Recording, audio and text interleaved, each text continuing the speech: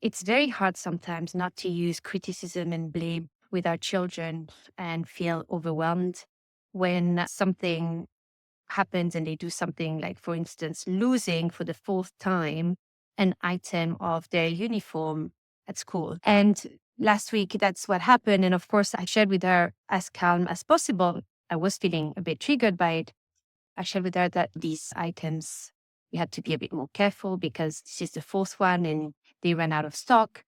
And I saw her pain. She started crying and saying, "You have to buy me another one now. It has to happen now," etc. It was quite hard to hold that distance and not wanting to go into the kind of blaming and criticism and telling her you have to be more careful and this is not, we can't just keep buying stuff, etc. But at that moment, I knew that nothing was going to register with her and she was feeling so sad. So it was a bit of an effort, and that's something I have to work on, to actually create that distance and say, I didn't say that it was okay, but I just said that I can see that she feels very frustrated and annoyed. And then what I did was what I do with clients. I thought to myself, what would I do with a client? I wouldn't blame them and I wouldn't criticize them. What I would do with them is I would focus on the emotions and I'd be like, and sometimes I share a personal story. So I thought, okay, let me share a personal story with her.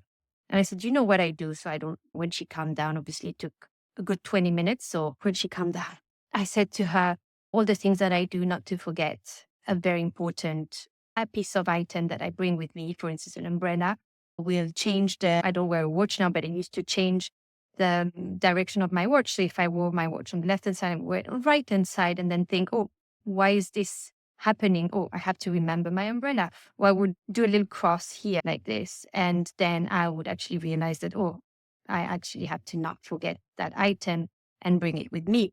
So I said to her, maybe we could do something like that for you. She loved listening to the examples, and I also focused on how frustrated and angry and annoyed I was getting and naming the emotions of how I feel when I forget something, which is the truth.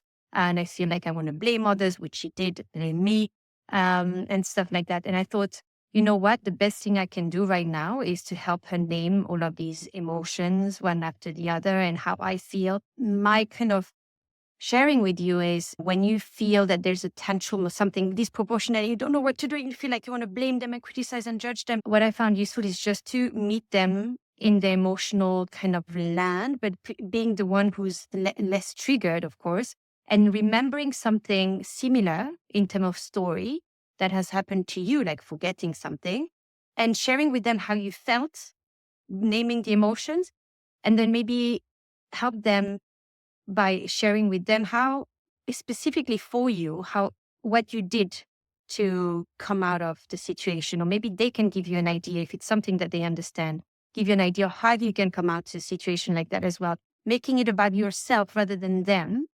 I know it's hard because sometimes we feel like we want to, but here's my advice from that moment to you. Bye.